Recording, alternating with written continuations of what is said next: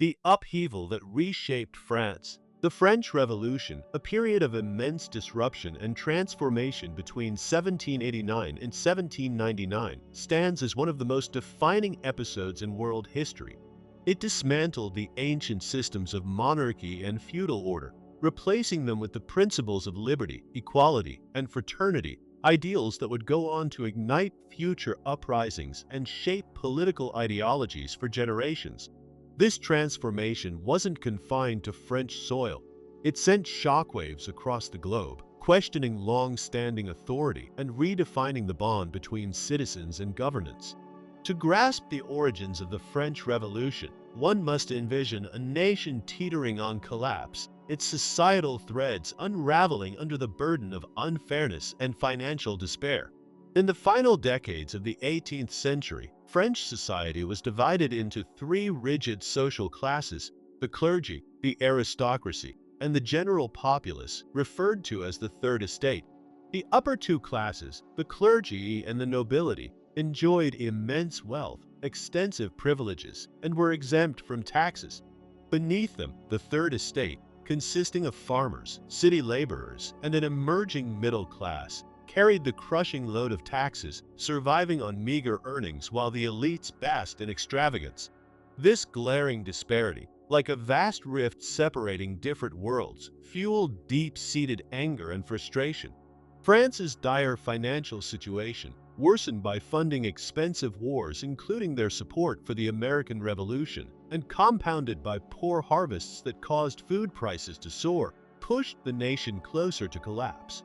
The ordinary people, already starving for bread, now yearned for fairness and political voice. The Enlightenment, a sweeping intellectual movement that championed logic, personal rights, and fairness, fueled their growing discontent. Philosophers like Rousseau, Voltaire, and Montesquieu openly questioned the king's divine authority and promoted the rights of common citizens, nurturing a bold, new idea of governance. By 1789, the tension reached a boiling point.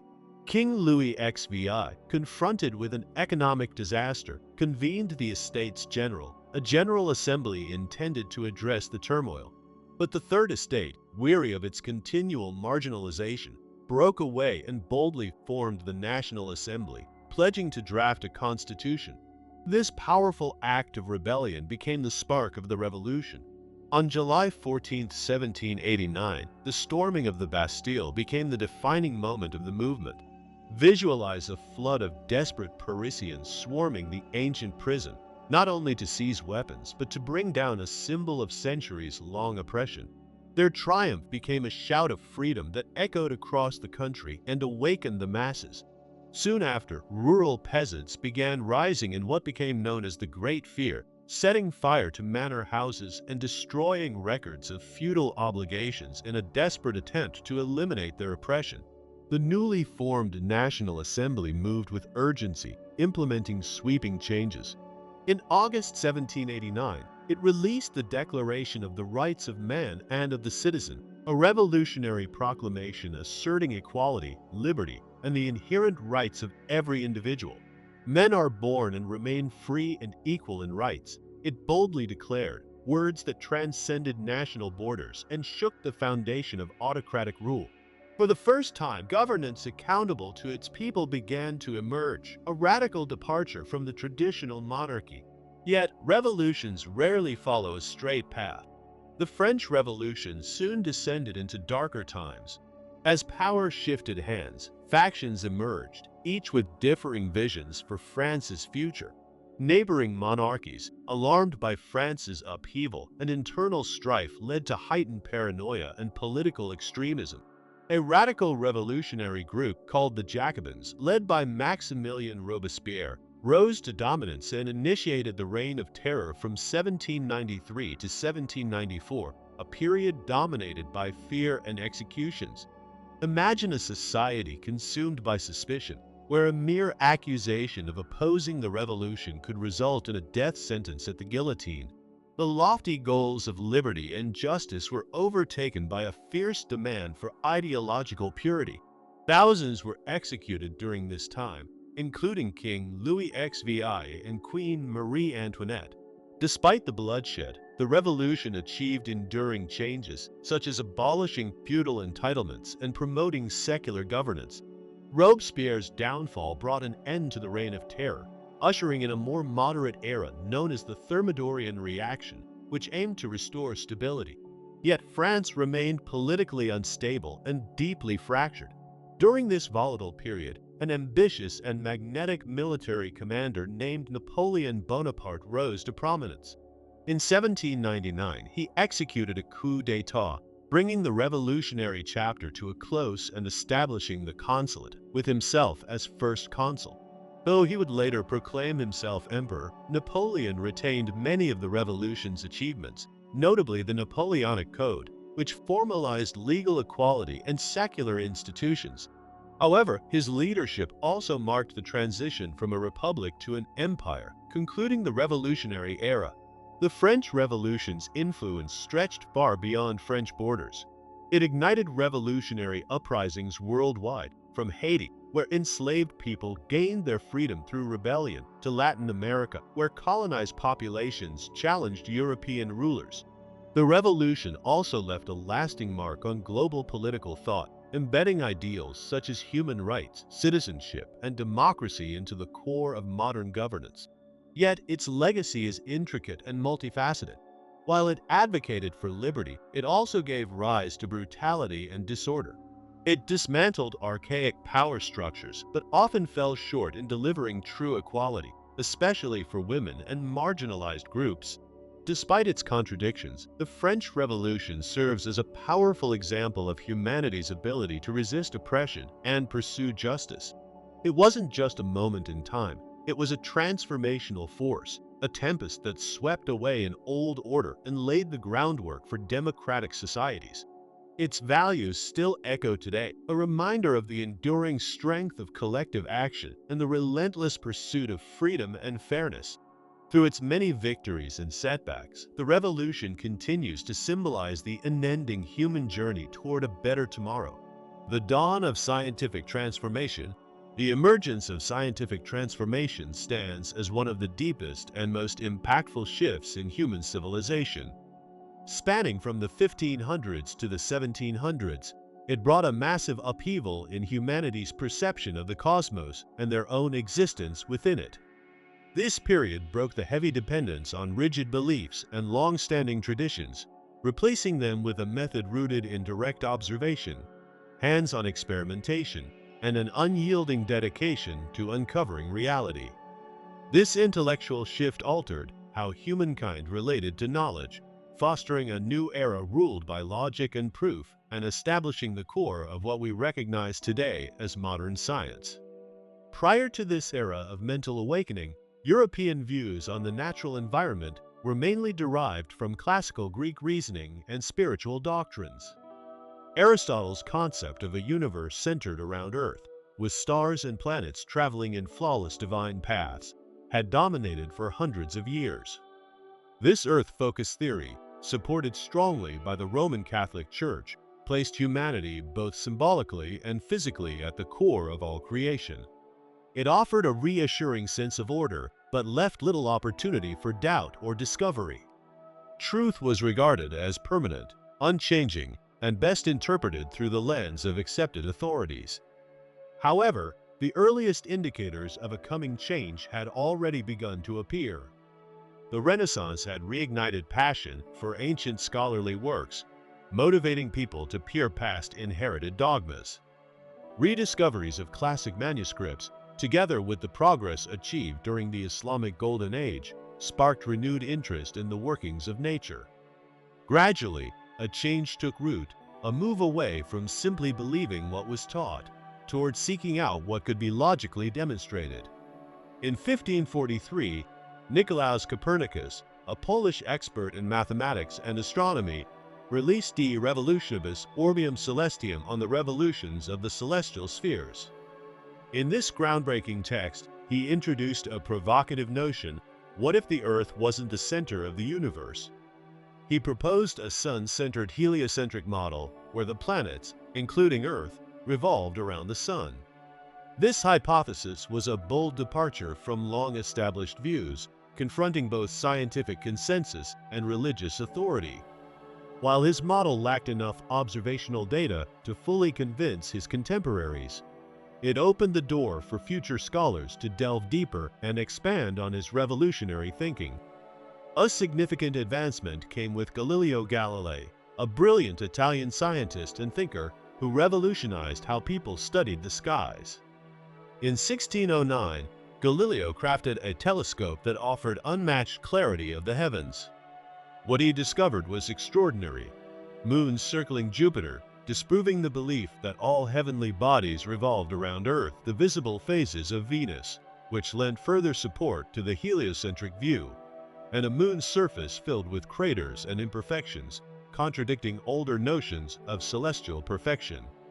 Galileo's careful documentation of these findings, presented in Sidereus Nuncius' Story Messenger, dealt a critical blow to the geocentric view and showcased the strength of proof-driven investigation. Nevertheless, Galileo's revelations brought serious consequences. His discoveries clashed with church teachings, which still firmly endorsed the Earth-centric universe as a core part of its doctrine. In 1633, the Church's Inquisition tried him, compelling him to retract his beliefs. He spent the remainder of his life under house confinement. Even so, his courage and insights inspired future scientists to challenge authority and rely on empirical observation. One of these successors was Johannes Kepler, a German expert in math and astronomy, who pushed the movement even further by formulating the laws governing planetary motion.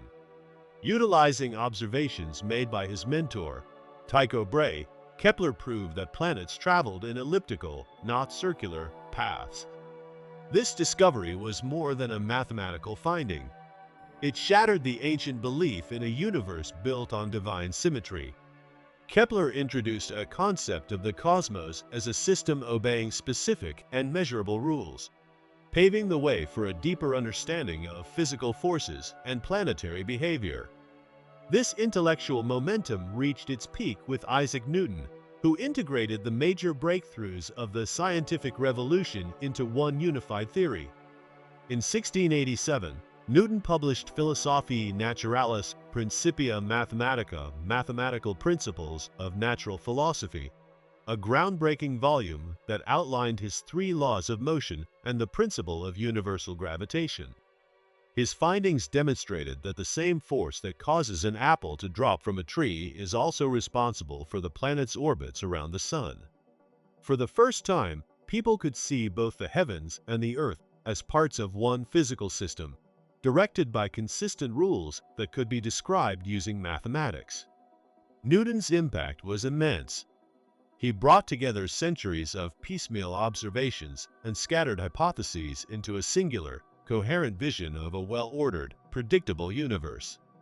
His laws became the cornerstone of classical physics and stood as shining examples of the scientific method, a structured approach based on careful observation, testing, and logical deduction to find the truth. The effects of the scientific transformation didn't stop with our understanding of space and matter. It completely redefined humanity's approach to learning and discovery. The idea that truth could be uncovered, examined, and improved using evidence marked a dramatic departure from a world ruled by tradition and unchallengeable authority. This new attitude gave individuals the freedom to investigate, test, and learn, fueling breakthroughs in areas like medicine, engineering, chemistry, and many more. It also spread knowledge to more people than ever before. The development of the printing press was crucial. It enabled books and scientific works to reach a wider audience. Scientists started to share their discoveries openly, forming communication networks that crossed countries and languages.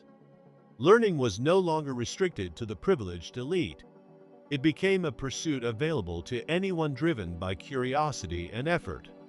The legacy of this scientific awakening is profound. It sparked the Enlightenment, laid the groundwork for the Industrial Revolution, and continues to shape modern life. It uncovered a universe ruled not by magic or superstition, but by principles that can be studied and utilized. It taught us to welcome doubt, prioritize facts over assumptions, and view knowledge not as a final destination, but as an ongoing journey of exploration.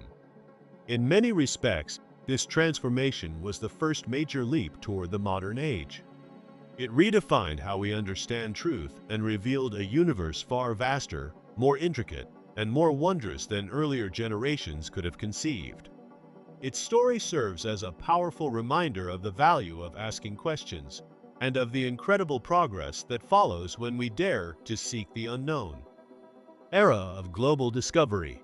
Between the 15th and 17th centuries, a transformative period unfolded marked by unprecedented maritime expeditions that expanded the known world.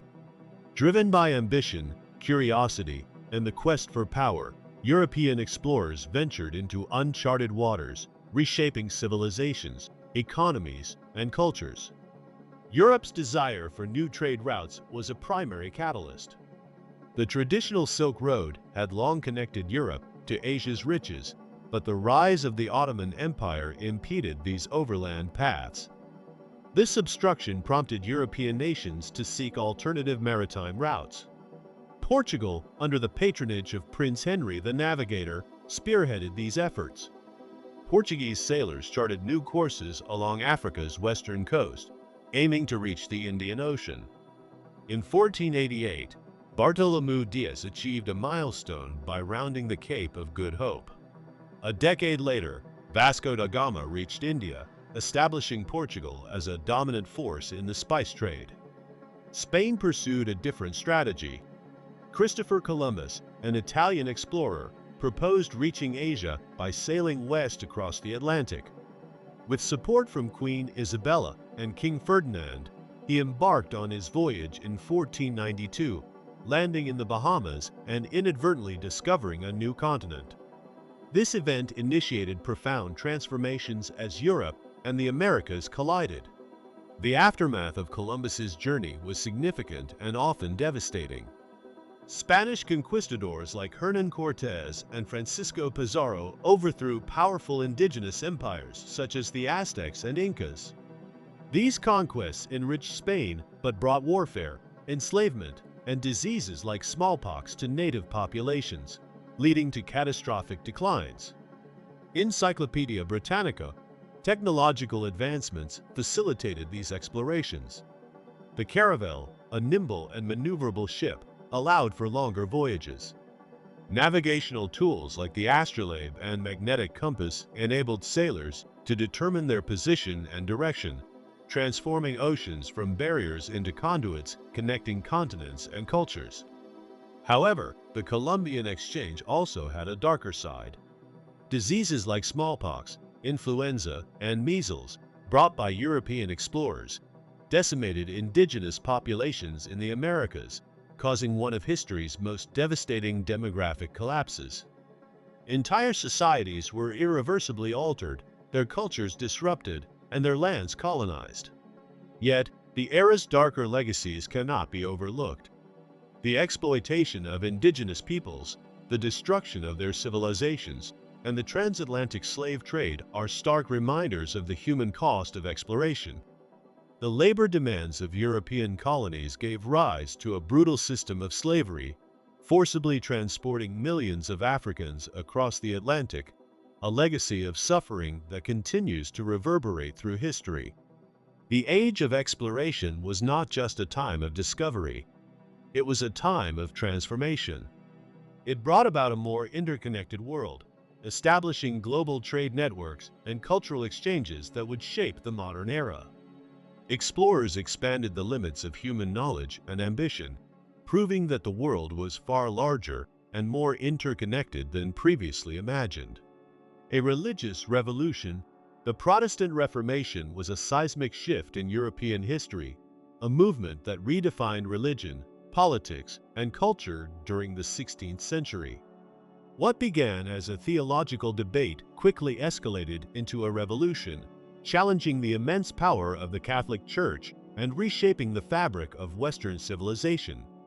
At its core was a radical call for reform, but its ripple effects extended far beyond religion, touching every aspect of society and setting the stage for modernity.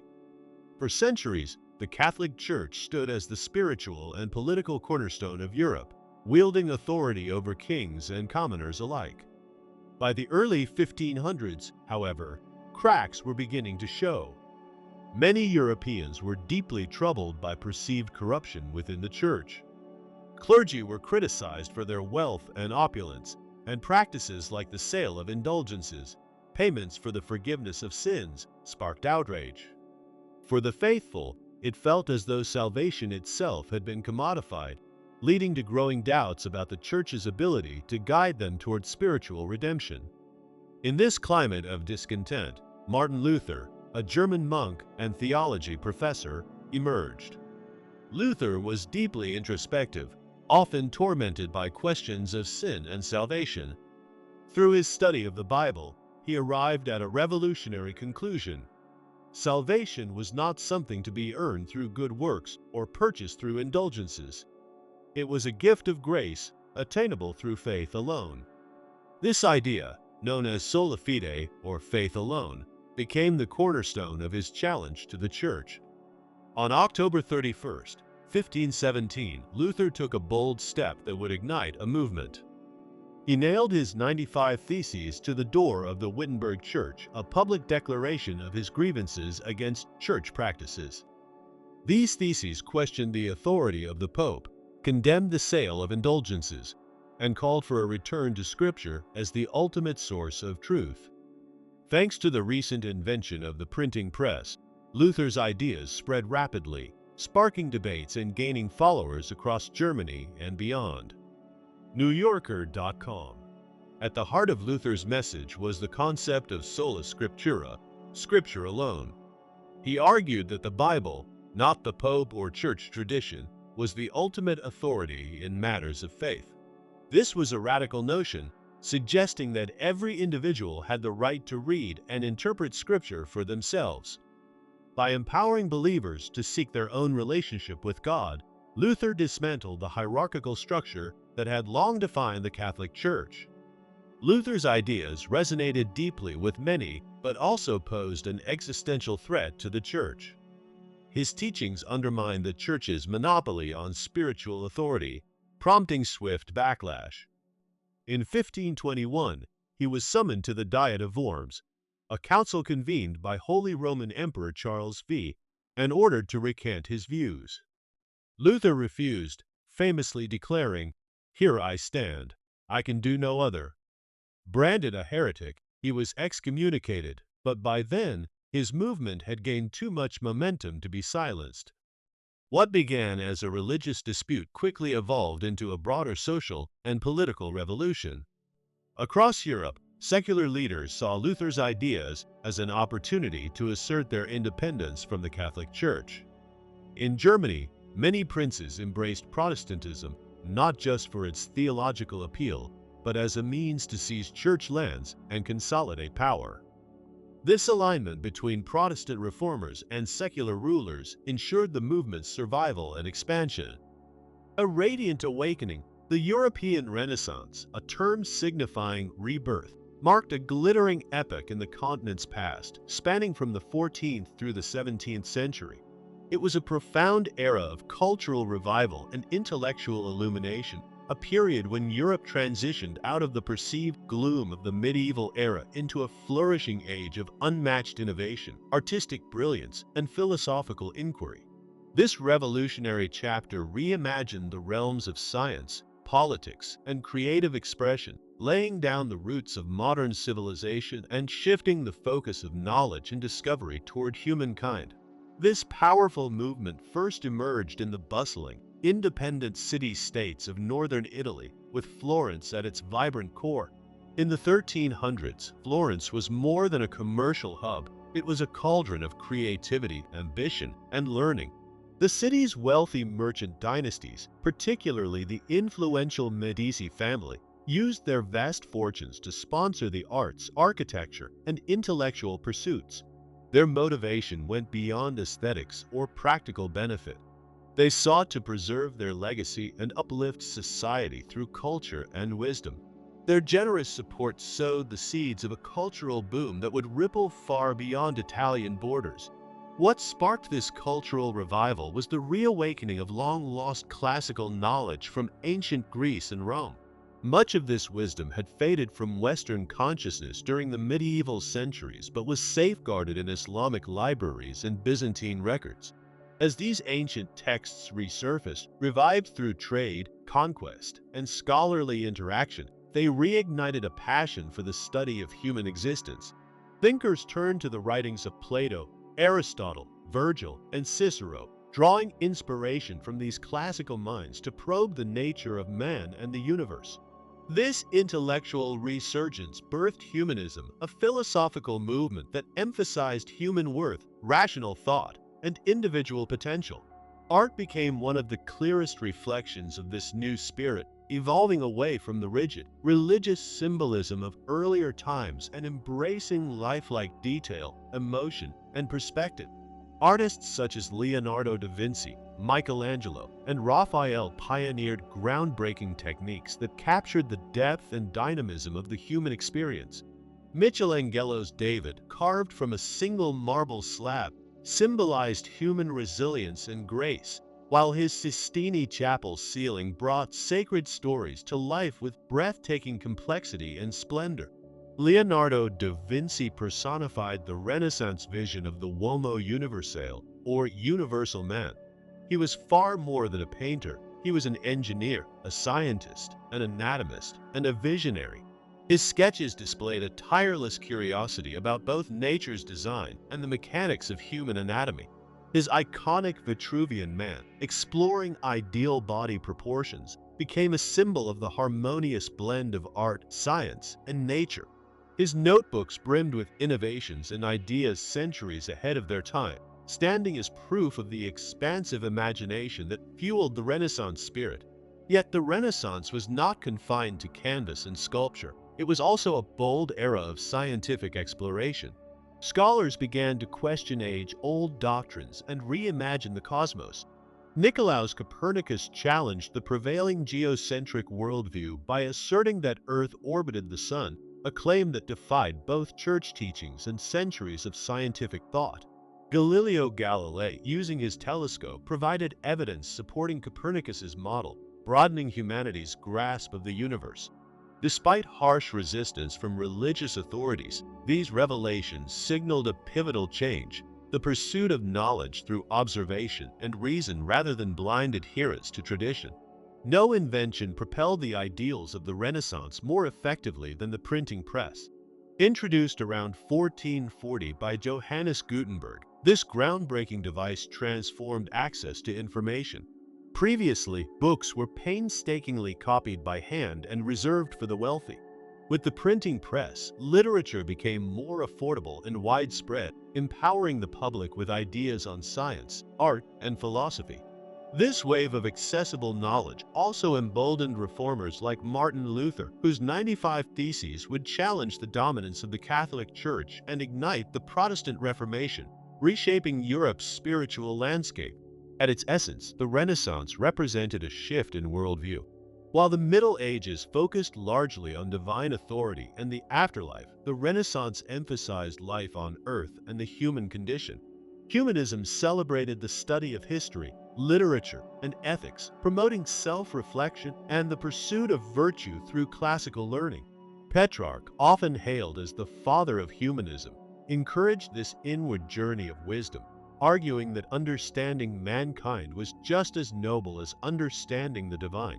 This philosophical evolution was reflected in the art of the time, which began to portray humanity in all its complexity, from the serene grace of Raphael's Madonnas to the raw emotion in Michelangelo's Piety.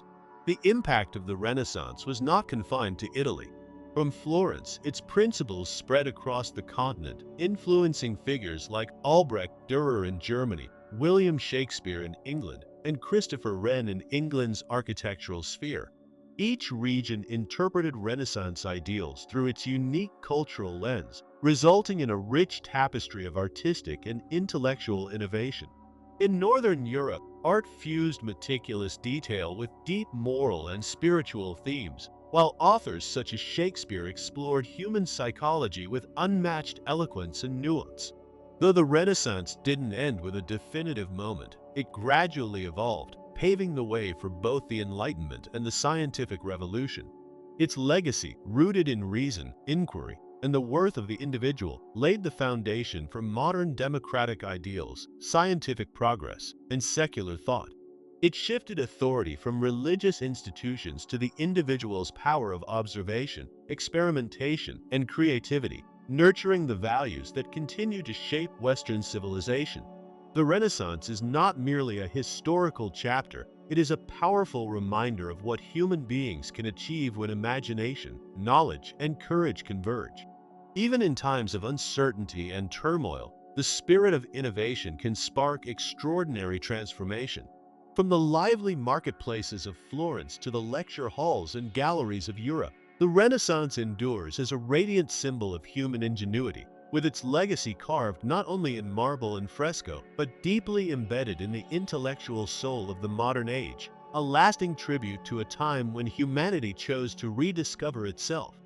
Sacred wars of the medieval age. The Crusades were an expansive, volatile narrative of devotion, ambition, and strife that influenced the trajectory of medieval Europe and the Middle East for generations. These holy campaigns, primarily waged between European Christians and Muslim powers over the sacred city of Jerusalem and other hallowed lands, defied simplicity. From 1096 until the late 1200s, the Crusades were propelled by religious fervor, political strategy, and individual aspiration. Their consequences included cultural interaction, economic prosperity, and persistent hostilities that continue to influence global relations today. The foundation was laid in the 11th century, an era of disorder and emerging opportunity. Europe was fragmented by rival factions, while the Muslim world, though not always united, held Jerusalem, a city revered by Christians, Muslims, and Jews. Amid this climate, Pope Urban II delivered a passionate summons to arms at the Council of Clermont in 1095.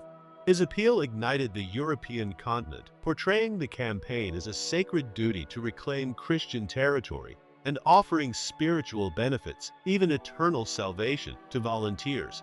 This unifying message drew together diverse and desperate groups, nobles, knights, and peasants alike, under a shared cause. The First Crusade, commencing in 1096, was a remarkable combination of triumph and tragedy. Tens of thousands of crusaders undertook a perilous trek across Europe and into the Middle East, inspired by religious zeal, a thirst for adventure, and a yearning for everlasting honor. Their journey was marred by famine, illness, and combat, yet they persevered. In 1099, they accomplished the unimaginable, seizing Jerusalem. However, this victory brought immense suffering. Chroniclers recount a horrific slaughter of Muslim and Jewish civilians, leaving the city soaked in blood and setting a precedent for centuries of interreligious conflict. Afterward, Crusaders founded Christian domains, referred to as the Crusader states, to secure their position in the Holy Land. Nevertheless, these enclaves remained unstable and frequently challenged. The success of the First Crusade proved difficult to replicate. In 1147, the Second Crusade was initiated following the fall of Edessa, a key Crusader stronghold. Despite ample resources and widespread backing, the expedition was a disaster. It suffered from inadequate leadership, internal discord among European forces, and the tactical acumen of Muslim defenders. This stark disparity between the initial success and the second's failure underscored the unpredictability and intricacy of the Crusades.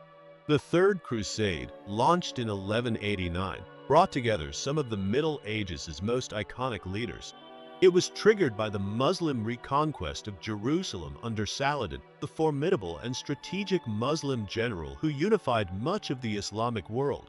Opposing him were prominent European monarchs, including Richard the Lionheart of England.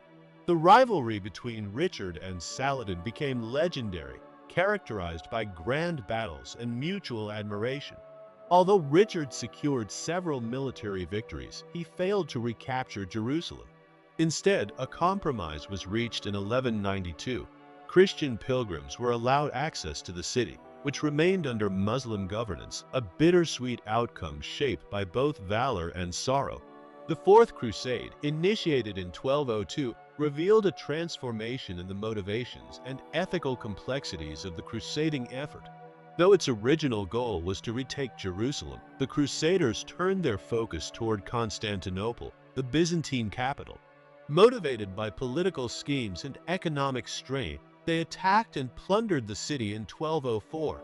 This assault devastated a major Christian ally and intensified the schism between Roman Catholicism and Eastern Orthodoxy, signaling a profound deviation from the Crusades' initial purpose.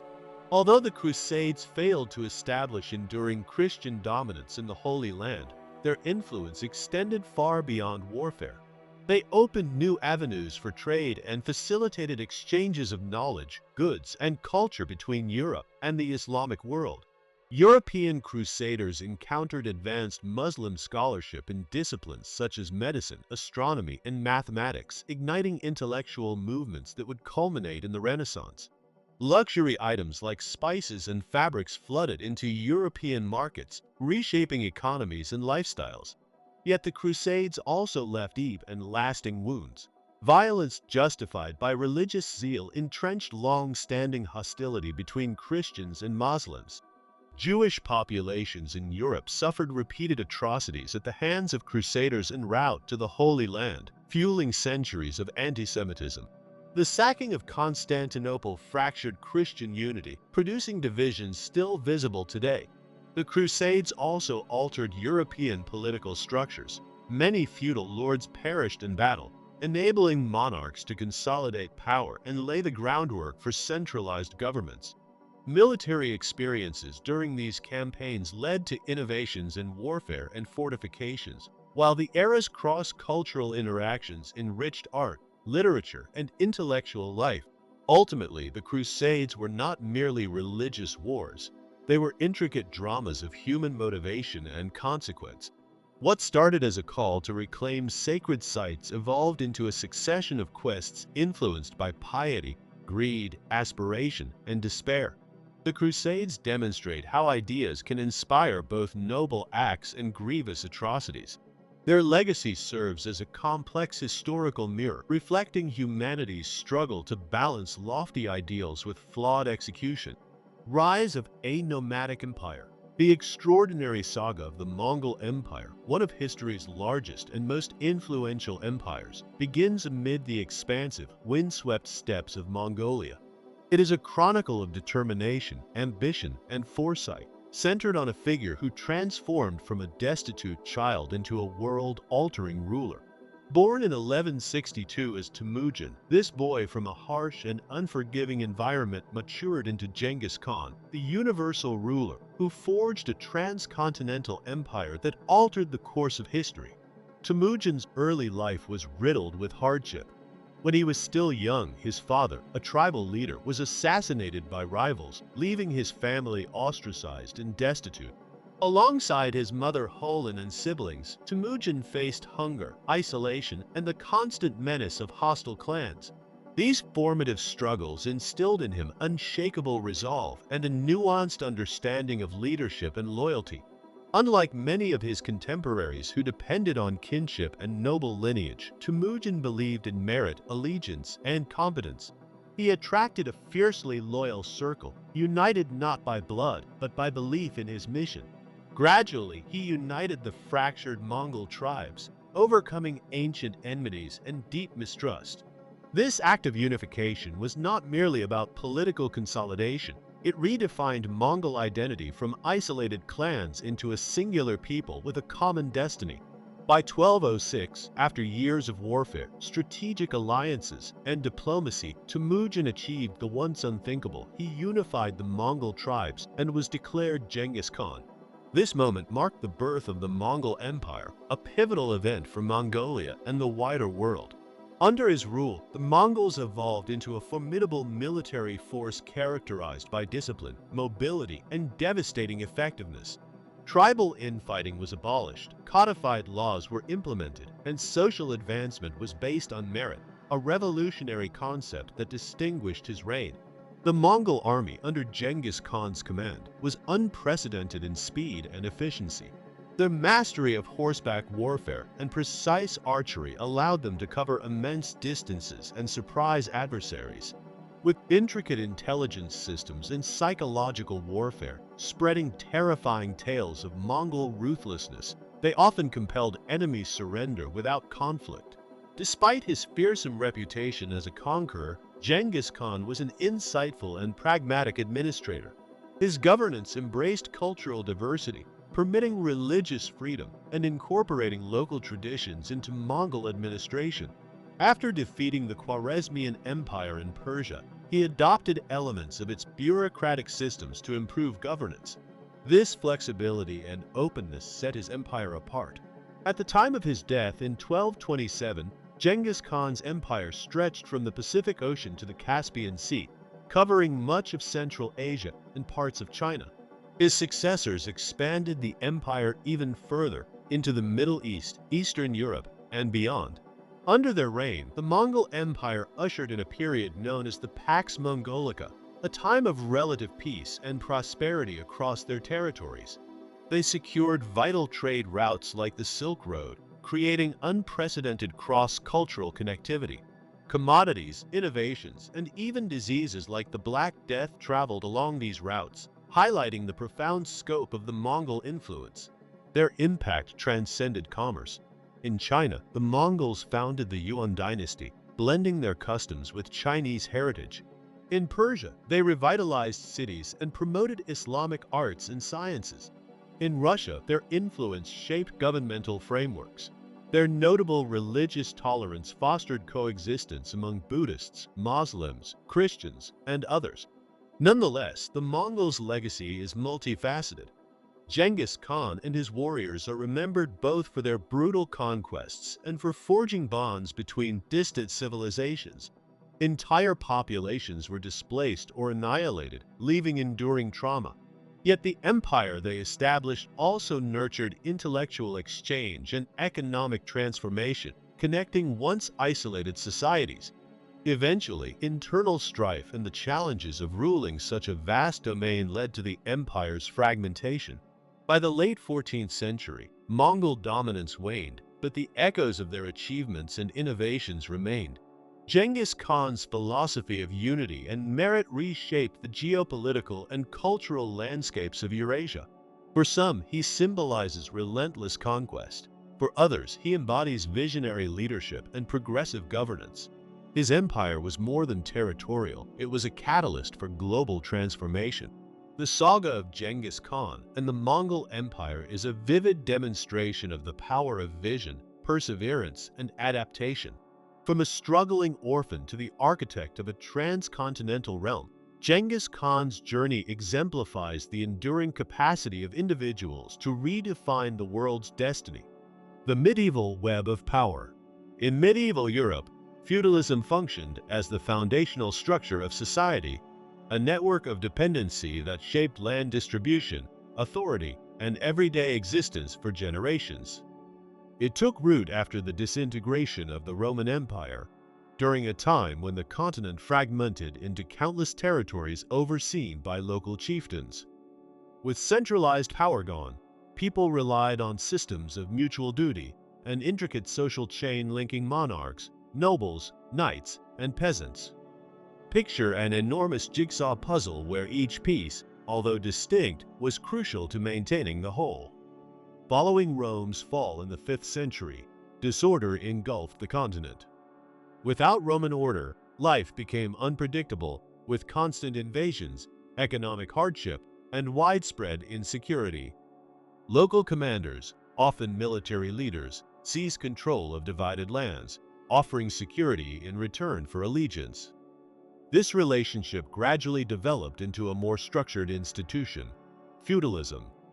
In this model, land, referred to as fiefs, became the primary measure of influence. Monarchs or dominant nobles distributed land parcels to vassals in exchange for loyalty and military assistance. Rather than full ownership, land was granted temporarily under strict obligations, laying the groundwork for a system rooted in agrarian wealth. Feudal society resembled a tiered structure similar to a pyramid. At the summit stood the king, nominally in control of all land. Below him were influential barons and lords who were granted enormous estates in return for their fidelity. These lords, in turn, allotted portions of their land to knights, warriors sworn to defend the territories. At the base were peasants and serfs, laborers who sustained the entire hierarchy through agricultural work. This societal order was held together by reciprocal commitments. The king provided dominion and protection to the lords. The lords supplied knights to serve in the king's military campaigns, and peasants cultivated the land, supplying food for everyone above them. Life for a serf, the engine of this hierarchy, was brutal and relentless. Though not technically enslaved, serfs were bound to the land and couldn't leave without their lord's consent. From dawn until dusk, they worked the soil, plowing, sowing, and harvesting. In return, they were promised defense from invaders, a vital guarantee in a world plagued by raids and lawlessness. Serfs paid their dues in multiple forms: a share of their harvest, labor on the lord's personal fields, and various fees for access to community tools like mills and ovens. Despite the hardship, the feudal structure gave serfs some measure of consistency in a world otherwise defined by instability. Positioned above the peasants were the knights, armored defenders of the realm. Trained from youth in the skills of warfare, horsemanship, and weaponry, knights symbolized the core values of feudalism. Their loyalty was formalized through elaborate rituals, including oaths of fealty where they pledged allegiance on bended knee.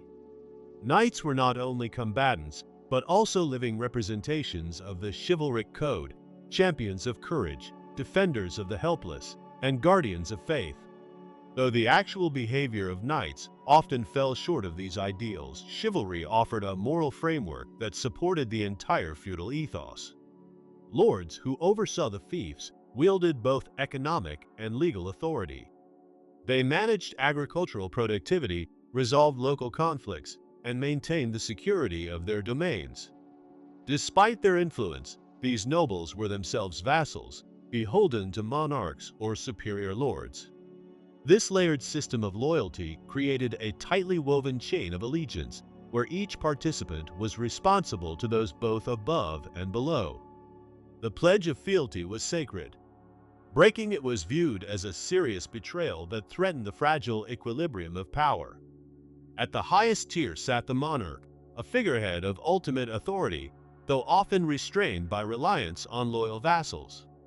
While kings theoretically owned all the land, their true strength depended on the cooperation of the aristocracy who governed regions on their behalf. A weak monarch could be undermined by opportunistic lords, while a strong ruler could unify his territory and exercise greater control. Feudalism was more than a method of survival, it provided order. It answered the chaos of post-Roman Europe with a clear system of responsibilities and expectations. However, the very structure that gave it resilience also made it inflexible, eventually contributing to its unraveling. By the 1300s, a combination of economic shifts, technological developments, and social changes began to dissolve the feudal framework. The Black Death decimated the population, creating labor shortages that empowered peasants to seek better terms or liberation. The expansion of commerce and the growth of urban centers began shifting influence away from countryside manners. Innovations like gunpowder and the emergence of professional armies reduced the knight's relevance, weakening a cornerstone of feudal military strength. As kings started consolidating their power and building centralized governments, the might of the feudal lords diminished. These developments laid the groundwork for modern nation-states. By the time of the Renaissance, feudalism had all but vanished, giving way to economies based on currency, commerce, and urban prosperity. Nevertheless, the legacy of feudalism endured. Its deeply ingrained hierarchy shaped Europe's political and social institutions for centuries. The foundational principles of duty, loyalty, and reciprocal responsibility are still visible in contemporary law and cultural practices. Far from being a mere artifact of history, feudalism was a sophisticated solution to the challenges of a fractured world. It demonstrated how human societies can organize around shared interests and interdependence when faced with adversity. Though it may now seem like a relic from a distant age, feudalism continues to influence the structures and values of modern Western civilization.